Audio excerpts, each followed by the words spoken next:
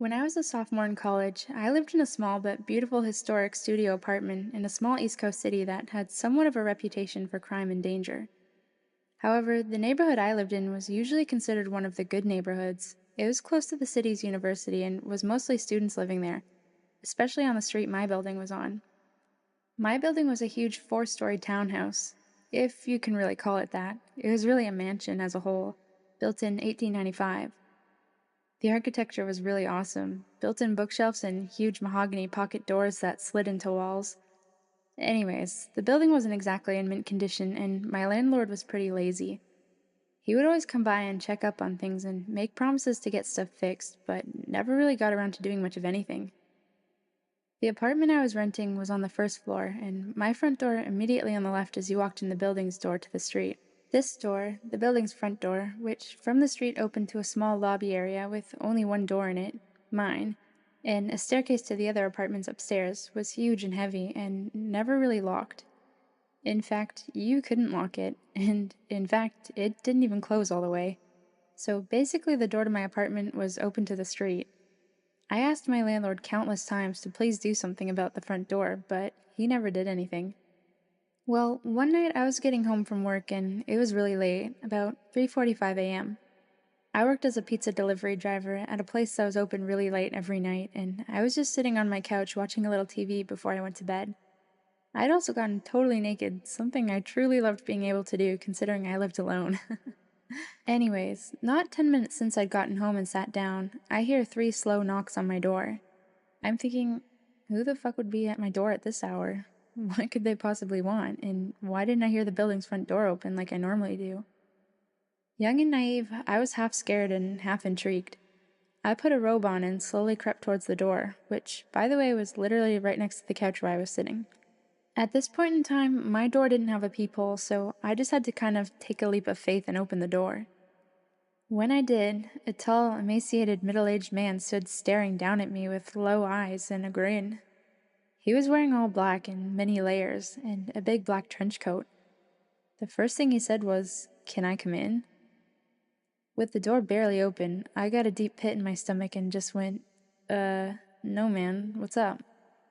He just stared into my eyes for a second, clearly disappointed, and then said, "I've seen you around," and then started to grin again. The pit in my stomach had evolved into a churning sensation, and I was starting to get nauseous. "Yeah, I've been watching you, and I like the way you look," he said. "So, you gay? Bisexual?" I was just like, "I don't know, but it's getting late. I'm going to bed. Bye." He kind of nodded and lingered for a second, as did I, watching to make sure I saw him leave the building. Once he did, I closed the door, locked it, and stood with my hand still on the knob for a good minute at least. After I snapped out of my shock, I ran over to my couch and pushed it up against the door. I ended up sleeping on the couch that night. Even though it was right there, it just made me feel safer, like I could hear if something happened. Well, nothing happened that night, and it wasn't until about a week later, on one of my nights off from work, that I was sitting around my apartment winding down by myself after I had some friends over drinking and smoking a little bit, as college kids do. All of a sudden, I heard a weird rattling noise coming from across the room, so I turned off the music I was playing to find out that it was coming from none other than my front doorknob. I looked at it for a second and saw that both the knob and the top lock were jiggling. Someone was trying to get in. Like a deer in headlights, I was frozen, staring at things wiggle and shake until I started to see the top lock actually budge and start to turn. I leapt up from my chair and soared to the door, grabbing tightly on the lock and forcefully twisting it back to being locked. The jiggling of the lock and knob stopped for a second because whoever it was clearly knew that I knew. It was only a second, though, before they just started struggling again, and I had to use all my might to keep it still. Sweat was dripping down my forehead and ribcage after about 15 seconds of wrestling with this intruder. It suddenly stopped, and I heard the building door open and close, and footsteps run down the stairs of the stoop of the sidewalk. Just like I was before, I was paralyzed with my hands on the door for a good while before I realized I was crying and shaking and that I needed to call someone. My instinct was to call the police. In hindsight, I regret this for the following reasons. I was having basically a panic attack while I was on the phone with 911 and actually threw up during the call. And I think that's why they decided I was just fucked up or something. When the two police got to my apartment, they stood in my doorway as I struggled to recount to them what had happened as I was shaking and crying. I noticed at one point they're both smirking and laughing and say, "What's funny right now?" One of them goes, "It reeks of marijuana." I was just like, okay, and basically argued with them after that. Long story short, they ended up confiscating a bunch of shit from my apartment and basically turning the whole situation into a little mini drug bust. Although they said they weren't going to charge me with anything, just take my shit. Nothing about this attempted break-in besides keep your door locked. I was devastated and felt so helpless. I hate to make this story so long, so I'll try to keep the last part short. Basically, the same scenario happened one more time about 2 weeks from the last time, only instead of calling the police, I called my dad, who raced down in an hour, 2-hour drive from his house to this place, with a crowbar up his sleeve. Unfortunately, by the time he got here, whoever it was had already left. They didn't struggle very hard this time. My dad ended up cussing out the landlord and demanding he get the door fixed and install a new lock and peephole on my door.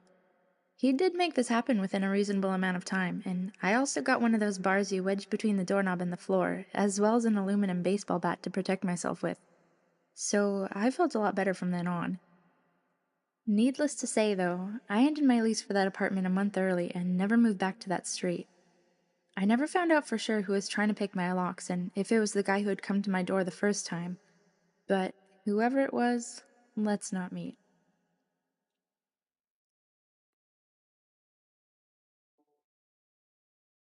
So here's a little backstory.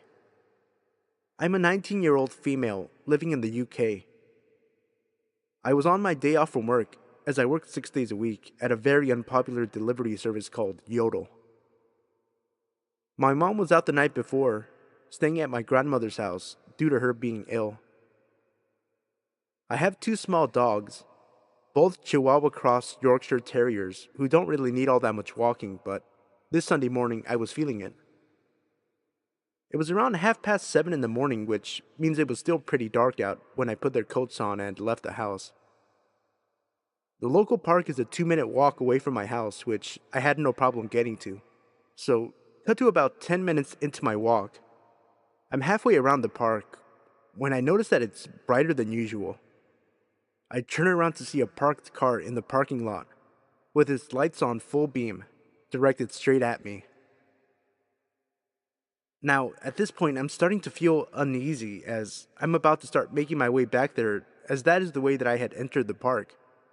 Something in my gut told me that it was an incredibly bad idea, so instead, I decided to cut across to the adjoining field and make my way across from there, as there was a public pathway running parallel to both fields. So again, cut to about 15 minutes later, and I'm starting to calm down, feeling like I had overreacted to the whole situation. I get to the end of the public pathway.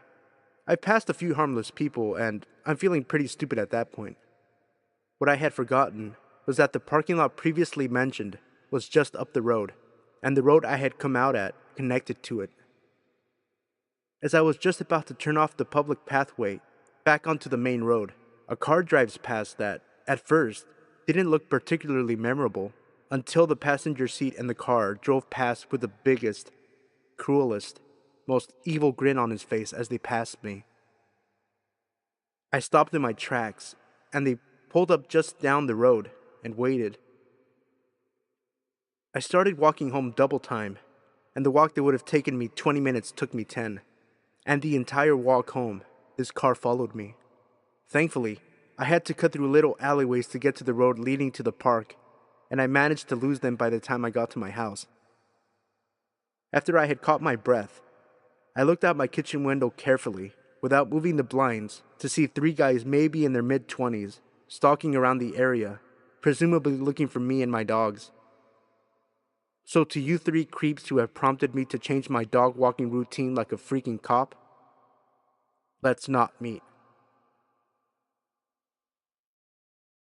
Okay, bit of background. There was a time when I was 17 where I sort of lived in two houses. We were moving, and my dad lived in the new house where he had a job, and my mom, my siblings, and I lived in the old house where our friends in school were. The new house wasn't anywhere near the old one, it was about 6 or 7 hours' drive. So, on a good long weekend, we could make the drive, and my dad would come up in our smart car whenever he could. One weekend, I was off on break and was going to spend a few days basically camping in the new house with my dad.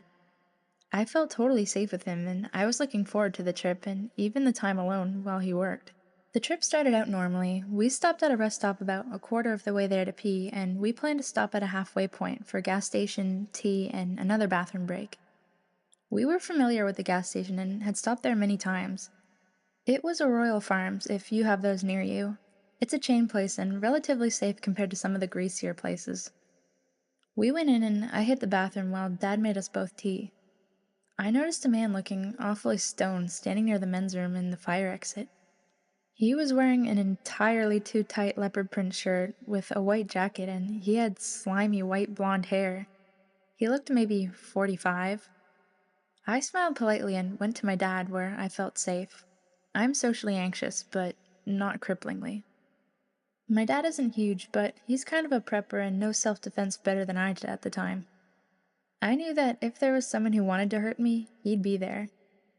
Checking out with our tea, the stone guy was right in front of us, and he turned around to talk with us. The first thing I noticed was that he seemed more aware now. Less stoned for sure, but still off somehow. But in a different way. He was laughing and talking with the cashier about the Cosmo magazine on the rack. He wasn't buying one, but he said, and I quote, "Nice, they sell these everywhere these days." He seemed to be trying to initiate us into conversation. The cashier was just trying to ignore how much he was looking at her boobs and cash him out. "So, how many months?" he asked us. At first, I was wondering if he thought I was pregnant. Now, I'm a big girl, but my weight's on my hips and thighs, and I'm not shaped like a pregnant woman at all. "Pardon?" my dad asked the man, putting an arm around me. "How long have you two, He grinned, raising his eyebrows. My dad immediately dropped his arm, which was unfortunate because I felt safer with it there. The man, seeing some kind of opportunity, put his hand gently on my right hip. "Oh, no, this is my daughter," he said, a bit baffled and too unprepared for the situation. The man's hand slid a bit lower. Is she single?" he said to my dad, as though I were property he was buying. "No," my dad snapped. "She's not. Goodbye." The man left, and thank goodness, and the cashier rolled her eyes and told us he was a regular, and to be careful going out because he smoked by the entrance. My dad and I waited until we saw him enter his car before we left. I never feel safe in the smart car. It's tiny, and it always attracts a lot of attention because it's a bit of a novelty. There was some traffic as we continued, and it was getting dark, but I swear that man's red truck was always somehow behind us. I pointed it out to my dad, who said that he probably wouldn't follow us all the way to the house, seeing as we split off the highway soon and the drive was still about 3.5 hours long. The truck followed us for 2 hours, but finally we stopped seeing him. We were on a more secluded road, a 2-lane one with hills and curves, but still well traveled. We stopped again at a rest point, and I was in the car watching the road when I saw the red truck drive past on the road. He had still been following us, only an hour from our house. Thank God he didn't notice we'd pulled off. He might have known where our new house was. Too close for comfort, leopard shirt man. Let's not meet.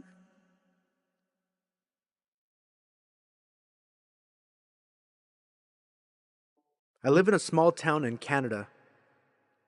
I'm a 16-year-old half Asian and half Native American girl, but I pass as full Asian. It's relevant to the story. A lot of people here hate Asians and or have yellow fever. I'm about 5'4" and about 90 or 100 pounds, and I know well I'm weak and not threatening. A few months ago, I was downtown for about an hour after school, and I was heading home. The street I was on was busy. Lots of cars driving or parked on the sides of the street, and a lot of people on the sidewalks.